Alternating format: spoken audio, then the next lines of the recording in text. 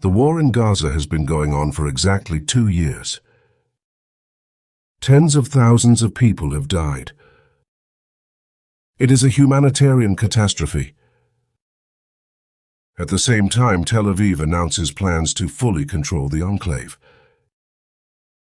There are even talks about moving the population to third countries.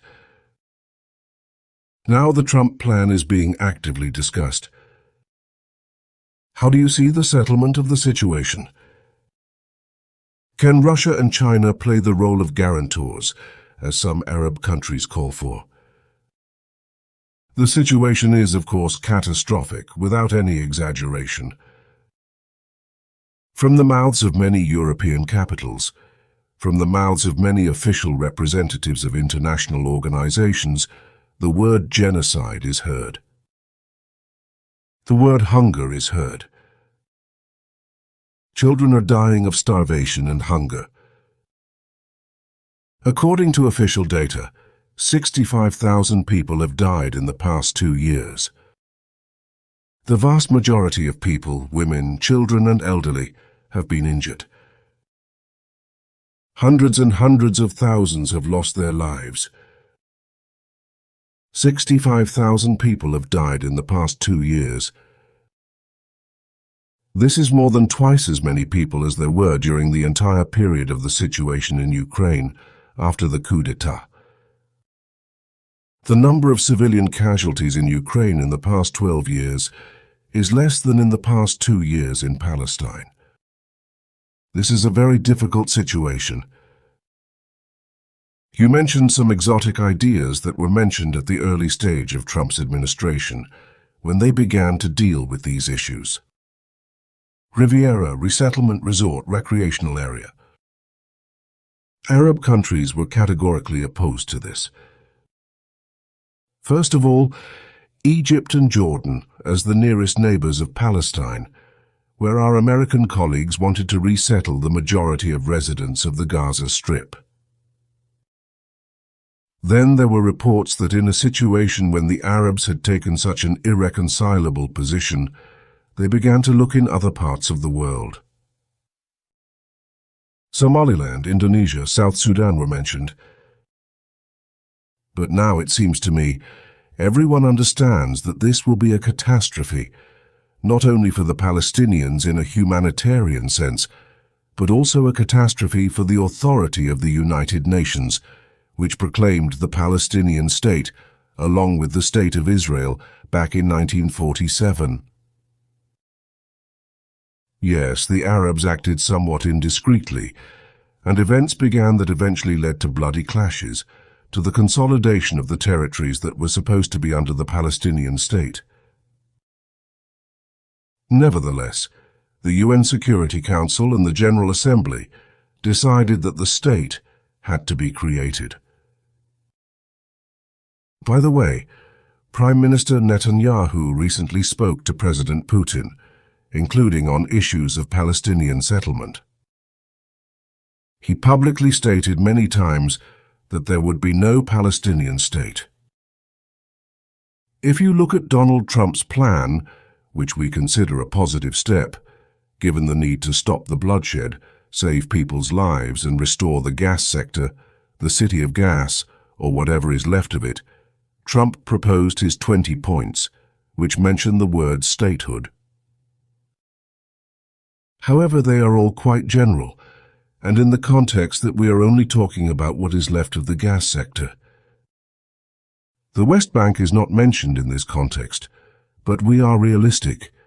We understand that this is probably the best that is on the table now, at least the best in terms of acceptability for the Arabs and in terms of not rejecting Israel, and this is how I would describe Netanyahu's position. For the most important thing is that it is acceptable to the Palestinians. Hamas, which is part of the Palestinian people and part of the problem, we have decidedly condemned the terrorist attack that took place 2 years ago, on October 7, 2023, against peaceful civilians. 100 to 200 people were killed, dozens were taken hostage. This is a crime. But the collective punishment for such a terrorist attack against the entire Palestinian people is also a gross violation of international humanitarian law. A number of Israeli officials at the time, when they were told that they should not react in this way, that innocent people, women, children and old people should be punished, they said that there were no peaceful civilians there, that all the terrorists were there from the age of 3. Well, from the age of 3, yes, extremism, of course, is being fed there. But for many years, I remember when I worked with Israeli colleagues in New York, and then when I became a minister, we told them, pointing to the need to abandon non-conformity, to abandon attempts to wind up the UN resolution. We told them that the unresolved Palestinian problem, for almost 80 years now, is the main factor that feeds extremism in the Middle East, because children are born, go to school, and at school they are told that we should have had our own country, our own state, the UN resolution, that Israel was created but Palestine was not created. My Israeli colleagues, even my friends, I have many of them there. They were even offended. Well, why are you trying to justify everything? It's not that simple. Because when in society for decades, not a single generation is brought up in a situation where their desire, legal, approved by the UN, is simply ignored, such moods are very difficult to contain. Therefore, I once again return to Donald Trump's plan, a realistic plan if the Palestinians accept it.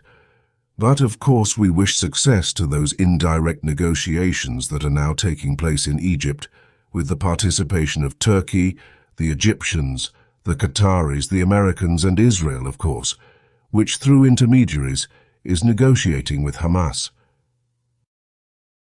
It is very important, of course, to stop all hostilities, and the fact that Hamas places special emphasis on the guarantees of non-repeat of strikes and non-restart of hostilities in the gas sector, and especially in the city of Gaza, is a reflection of the fact that they are extracting lessons from the experience that preceded the current situation.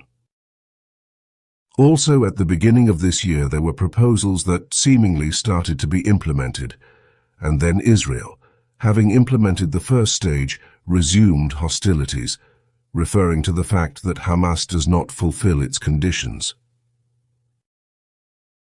Therefore, it is very important to work out the details so that there are no recidivism.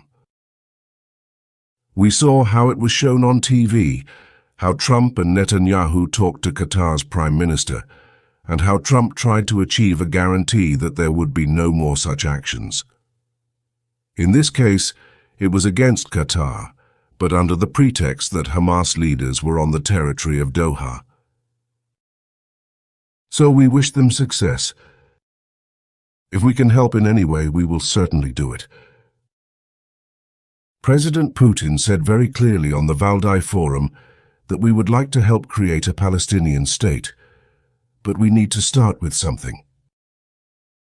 And the state will come later. This goal should not be removed from the agenda. And our Western colleagues should, of course, bear their share of responsibility for playing the main role in winding up the decision to create an independent Palestine on the western coast and in the Gaza sector. In June, followed by Starmer, Macron said, "We will go to the UN General Assembly and recognize everything there." If you have already decided to recognize it in June, why not immediately? Maybe you hoped that in 2 or 3 months there would be nothing to recognize. Nothing would remain of Palestine. Yes, I mentioned the western coast. The situation there is also very worrying, because from the point of view of the future statehood of Palestine, as the UN requires, practically the entire territory is already occupied by Israeli settlements. I heard it was not officially announced anywhere, but people are talking from the number of political experts that it seems that it is necessary to allocate 2-3 municipalities on the western coast, where the Palestinian leaders I don't know who and how these leaders will be. These are the things. But I say again, now it is very important for us to stop the bloodshed. In this sense, Trump's plan gives hope.